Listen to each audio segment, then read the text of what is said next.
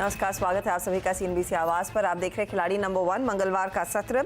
और निफ्टी जहां पर थोड़ी बहुत तेजी में है, निफ्टी बैंक में दबाव बनता दिखाई दे रहा है। इंडेक्स के लेवल्स क्या है वो आपकी स्क्रीन पर आ जाएंगे। आप गौर करिएगा, हम 21,877 पर पहुंचे, वहां से कुछ हल्के हुए हैं, लेकिन अभी भी हायर रेंज में ही इस समय निफ्टी ट्रेड करता हुआ। लेकिन निफ्टी बैंक आपकी स्क्रीन पर आएगा, जहां पर 194 अंकों की गिरावट अब देखने को मिल रही है।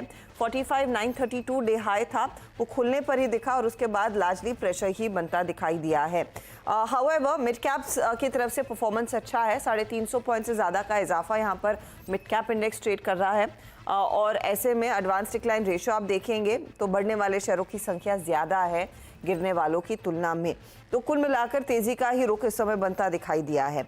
अब कुछ कंट्रीब्यूटर्स आज की तेजी के टेक्नोलॉजी काउंटर्स हैं। टीसीएस इन्फोसिस में खरीदारी अच्छी और जोर दिखा रही है। आज भारतीय एयरटेल नंबर्स के बाद चमका है और एलएनटी में भी तेजी की पोजीशंस हैं। आईटीसी, रिलायंस, एचडीएफसी बैंक के साथ पावर ग्रिड, ये कुछ स्टॉक्स हैं जहां पर बना है दबाव। ये है अब तक की पूरी सिचुएशन इस समय मार्केट में। अब ऐसे में हमारे जानकार जो इस हफ्ते हमारा साथ दे रहे हैं, पंकज रांदड़, अमित सेठ और साथ ही साथ अमोल अठवले, उनके रिटर्न्स क्या बने ये आपकी स्क्रीन पर है। पंकज ने लीड ली है, करीब 3.4% के रिटर्न्स इनके। अमोल 1.2% के रिटर्न्स कमा रहे हैं और Amit in fact shade of red में करीब 0.13% का नेगेटिव रिटर्न इनका बना है। अब किन ट्रेड्स पर इनकी आज नजरें रहेंगी, क्या फोकस में रहेगा, इस सब पर बातचीत करेंगे। पंकज, गुड मॉर्निंग, बताइए अप्रोच क्या है। Good morning Harshita ji and good morning all. देखिए हर्षिता जी, बैंक निफ्टी के अंदर जैसे कल मैंने बोला था कि 45,850 के नीचे बैंक निफ्टी थोड़ा वीक लग रहा है, क्योंकि आज से मॉनेटरी पॉलिसी की जो मीटिंग होनी है आरबीआई की वो स्टार्ट हो चुकी है। गुरुवार के दिन इसका आउटकम आएगा, तो मुझे लगता है कि बैंक्स के अंदर हाथ लगाना खतरे से खाली नहीं होगा। कंसिस्टेंटली प्रेशर बना रहा है एसबीआई बैंक, कोटक बैंक। तो बैंक से थोड़ा सा दूर रहने की सलाह रहेगी और मुझे लगता है कि स्टॉक स्पेसिफिक्स में काफी अच्छे मूव्स हम लोग आइडेंटिफाई कर सकते हैं, तो स्टॉक स्पेसिफिक रहना ज्यादा मुनासिब रहेगा। स्टॉक स्पेसिफिक्स पर ज्यादा ध्यान दिया जाए। अमित, कोई थीम खास पकड़ी जाए आज के लिए? जी मैम, ओवरऑल जिस हिसाब से मार्केट का हम स्ट्रक्चर देख रहे हैं, Nifty IT stocks, specially mid cap IT, मेरे ख्याल से रुझान वहीं रहना चाहिए। आज they are doing really well और ओवरऑल भी एक तरह से डिफेंसिव सेक्टर भी है एंड स्ट्रॉन्ग सेक्टर भी। हम दोनों ही मैंने फर्स्ट टाइम एक कैटेगरी में है। जैसी मार्केट है तो सबसे सेफ एरिया मेरे को मार्केट का भी निफ्टी आईटी लगता है, जो कि मुझे लगता है यहाँ से अच्छा खासा आउट परफॉर्म करेगा। निफ्टी आईटी पर ध्यान दिया जाए आज के लिए, चलिए ठीक है। अमोल, आपकी रणनीति क्या रहेगी? जी, आई थिंक हर्षदा जी, कल का जो एक लास्ट आवर में एक सेल ऑफ आया था, वहां पे एक लोअर टॉप फॉर्मेशन निफ्टी में कंफर्मेशन आ गया है। तो मार्केट थोड़ा सा डाइसी रहेगा, दोनों तरफ के मूवमेंट शायद देखने को मिले, बट क्वालिटी मिड कैप है, वहां पे एक्टिविटी अभी भी चालू है। तो स्टॉक स्पेसिफिक एक्शन ही वही चॉइस रहेगा कि सिलेक्टिव स्टॉक्स में ही ट्रेड किया जाए। तो सिलेक्टिव स्टॉक्स पर ही फोकस रहेगा। चलिए, तो ट्रेड्स लेना शुरू करें उससे पहले एक बार टॉप कॉल्स आपके सामने करते हैं पेश। कुछ ट्रेड्स जो जमकर चले हैं, पंकज का एक्साइड जो 2% के रिटर्न देकर गया, अमित का न्यू इंडिया एश्योरेंस जो कल 5% के रिटर्न देकर गया, और अमोल का लेटेंट व्यू जो लगभग 1% की कमाई करके गया है। अब आज के लिए फ्रेश अप्रोच क्या रहेगी? अमित ने इनफैक्ट आज सुबह में न्यू इंडिया एश्योरेंस में प्रॉफिट बांध लिया है। इन्होंने इनफैक्ट एमएनए में भी प्रॉफिट बांध लिया और इंटेलेक्ट डिजाइन अरीना में भी मुनाफा बुक कर लिया है। कल ऑफ कोर्स आईटीआई और जैसे ट्रेड्स में इनकी पोजीशन कट गई थी। तो अमित बताइए आज का नया सौदा। जी मैम, मुझे मिड कैप आईटी से मैस्टेक काफी अच्छा लग रहा है। करंट प्राइस 2976 का है मैस्टेक का। ओवरऑल स्ट्रक्चर काफी पॉजिटिव है, रिलेटिव स्ट्रेंथ यहाँ पे स्ट्रॉन्ग है, अपने की मूविंग एवरेजेस के ऊपर एक बेस बना के स्टॉक चल रहा है। तो इसे बाय करें with stop loss of 2910 and targets लगभग रहेंगे 3150 के। 3150 का टारगेट रहेगा। ये है वो तेजी वाला ट्रेड। मैस्टेक में एक अपॉर्चुनिटी 3% ऊपर है, खरीदारी करके जाएंगे।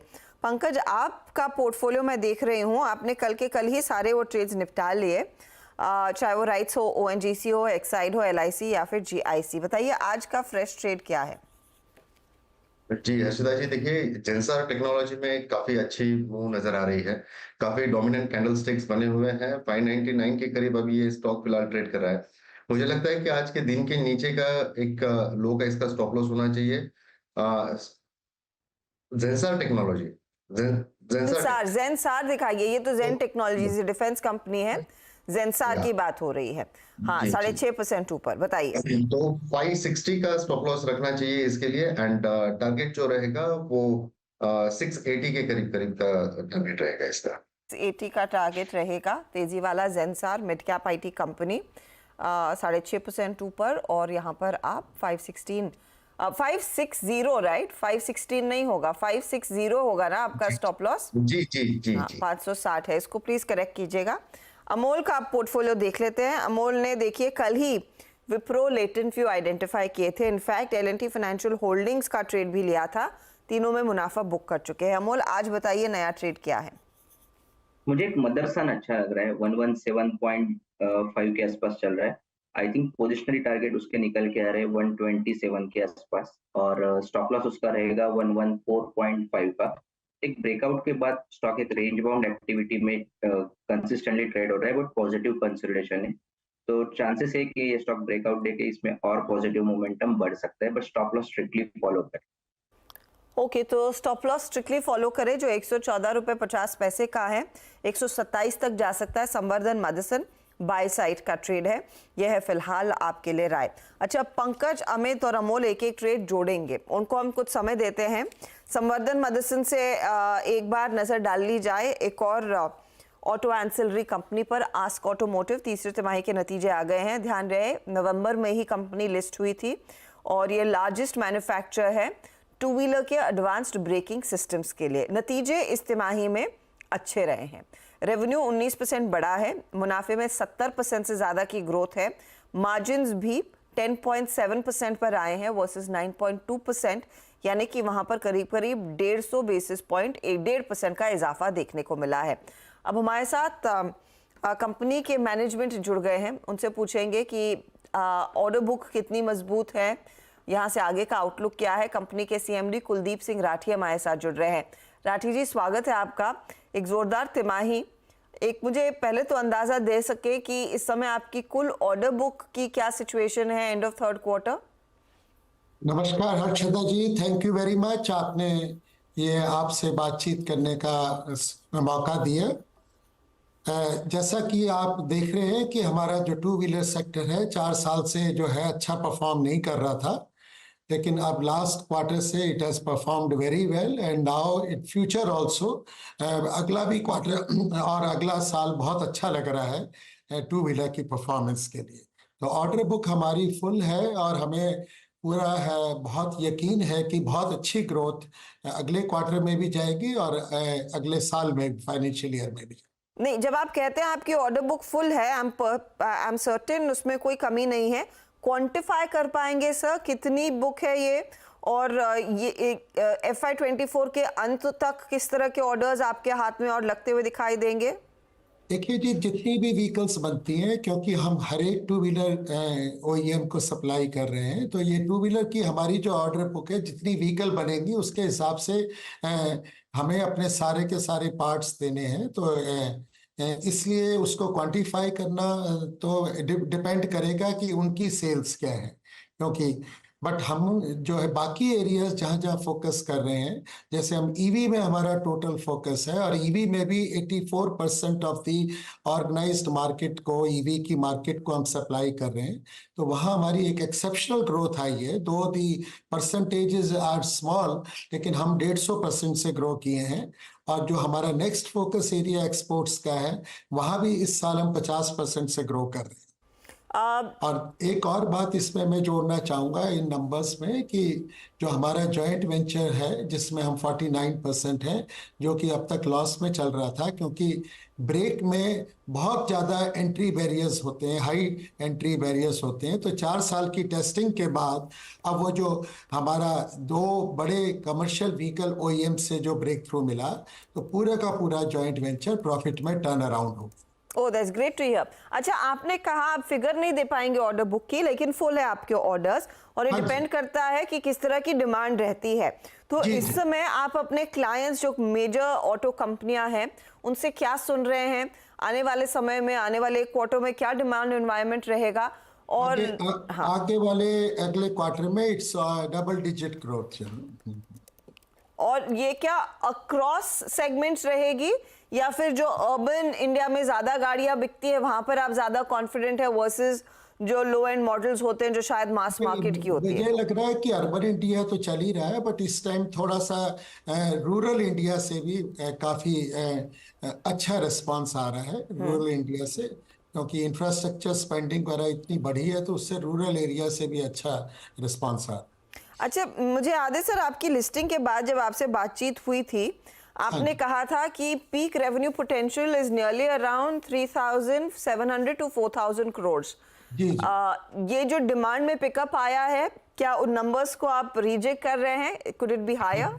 बिल्कुल, अगले साल हम काफी जो है ब्रिज इन कर देंगे नेक्स्ट फाइनेंशियल ईयर में, क्योंकि हमने जो आपको बताया था शुरू में लिस्टिंग के टाइम, हमने जो नेक्स्ट प्लांट लगा दिया करौली में, जहां पर ऑलरेडी हमने 330 करोड़ रुपए इन्वेस्ट कर चुके हैं, तो वो उसकी प्रोडक्शनाइज हो चुका है और नेक्स्ट फाइनेंशियल ईयर में की जो ग्रोथ है वो वहीं से आ जाएगी उस प्लांट से आएगी। और आपको जान के खुशी होगी, अभी हमने एक और इन्वेस्टमेंट फर्दर कर रहे हैं साउथ में, हम थर्ड प्लांट लगा रहे हैं क्योंकि हमारे साउथ के कस्टमर्स से भी फर्दर ऑर्डर्स आ रहे हैं। ये प्लांट भी हमारा Q4 ऑफ नेक्स्ट ईयर में कमीशन हो जाएगा और जो उससे अगला फाइनेंशियल ईयर है 25-26 का, ये उसमें वहाँ जो ऑर्डर्स आए हैं वो उसका रिजल्ट उसमें आ जाए। That's very interesting. अच्छा सर, मैं आपसे इवेंचुअली फिर ये समझना चाहूंगी, क्योंकि आपका business of course two wheeler braking में तो है ही, लेकिन आप कुछ और प्रोडक्ट्स भी बनाते हैं, लेकिन मेजॉरिटी रेवेन्यू आपका ये ब्रेकिंग बिजनेस से ही आएगा या फिर दूसरे बिजनेसेस में भी ग्रोथ देखने को मिलेगी? हमारे इस टाइम सभी बिजनेस बढ़ते जा रहे हैं। जो हमारा ब्रेकिंग बिजनेस है जिसमें हम कंट्री के 50% शेयर को कमांड कर रहे हैं, वो हमारा स्टेबल है बिल्कुल बिजनेस और वो नॉर्मल ग्रोथ पाथ पे चलता है। और जो हमारा एल्यूमिनियम लाइट वेटिंग बिजनेस है वो बहुत अच्छी ग्रोथ ले रहा है।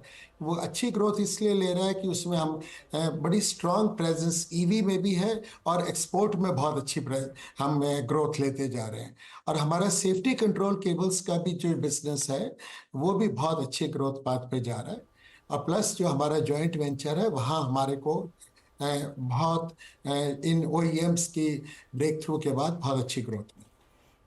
शुक्रिया हमारे लिए समय निकालने के लिए Rathi ji, and good luck for the next quarter of course और नेक्स्ट फिस्कल के लिए भी। आस्क ऑटोमोटिव स्टॉक आपकी स्क्रीन पर आ जाएगा। नतीजे अच्छे रहे हैं और यहाँ पर परफॉर्मेंस मजबूत रहा है।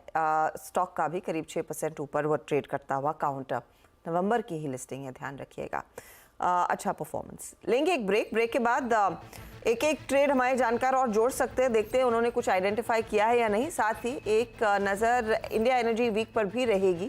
वहाँ पर प्रधानमंत्री नरेंद्र मोदी भी पहुँच गए हैं। क्या चल रहा है, क्या कुछ ऐलान किया जा सकता है, क्या अपडेट निकल कर आएंगे, उस सब पर बातचीत भी होगी इस ब्रेक के बाद।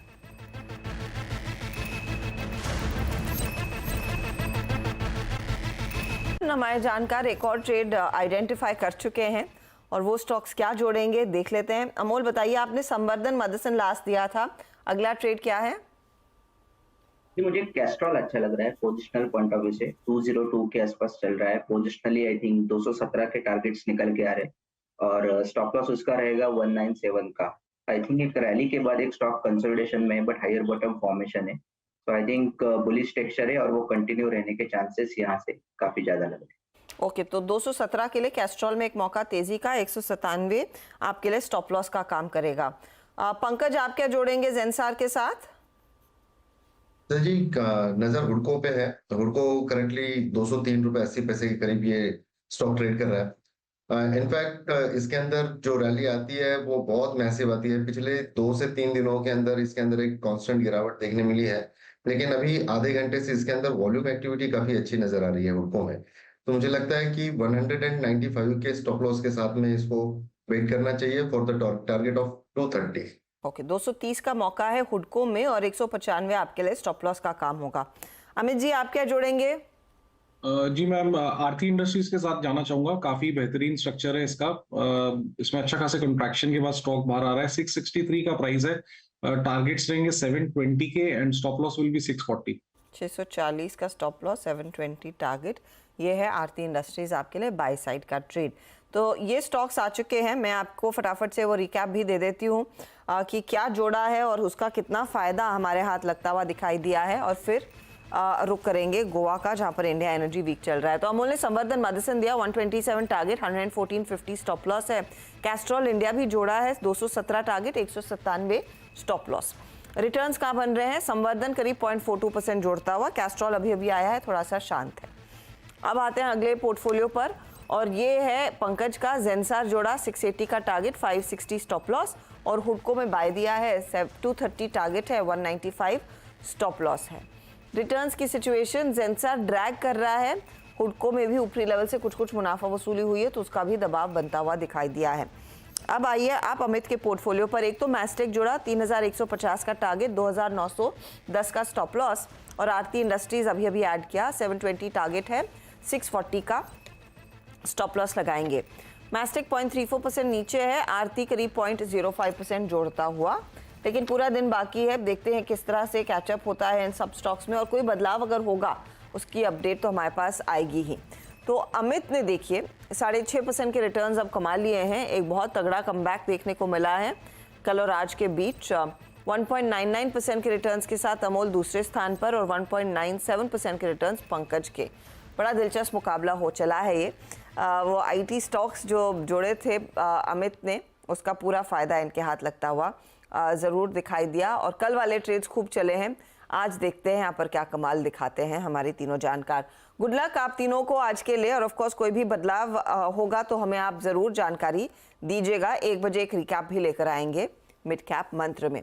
चलिए, लेकिन अब रुक करते हैं सीधा गोवा का, जहां पर इंडिया एनर्जी वीक का कार्यक्रम दरअसल आज शुरू हो चुका है। प्रधानमंत्री नरेंद्र मोदी की भी तस्वीरें हम वहां पर देख रहे थे, वो पहुंच चुके हैं। क्या एक्सपेक्ट किया जाए इस बड़े इवेंट से? रोहन हमारे साथ जुड़ रहे हैं। रोहन बताइए।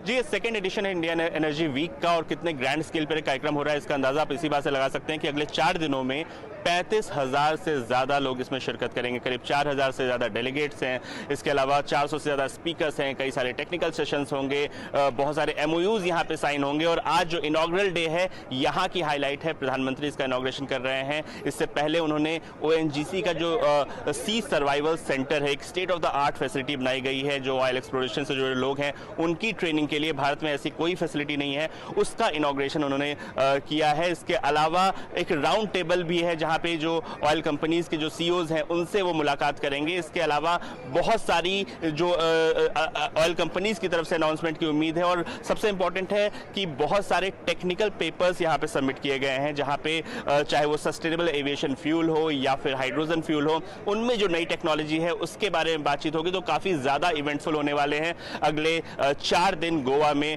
एनर्जी सेक्टर के लिए। इनफैक्ट अगले 4 दिन रोहन गोवा में है, लेकिन काम कर रहे हैं। इंडिया एनर्जी वीक बड़े बड़े अनाउंसमेंट्स होते हुए वहां पर दिखाई देंगे। शुक्रिया रोहन इस अपडेट के लिए, और ऑफ कोर्स वो बड़े इंटरव्यूज का इंतजार जरूर रहेगा। चले लेंगे एक ब्रेक, आगे पूरा ध्यान रहेगा कमोडिटी मार्केट के एक्शन पर। आप बने रहे CNBC आवाज के साथ। बता दें कि मनी कंट्रोल पर दिए गए विचार एक्सपर्ट्स के अपने निजी विचार होते हैं। वेबसाइट या मैनेजमेंट इसके लिए उत्तरदायी नहीं है। यूजर्स को मनी कंट्रोल की सलाह है कि कोई भी निवेश निर्णय लेने से पहले सर्टिफाइड एक्सपर्ट की सलाह लें।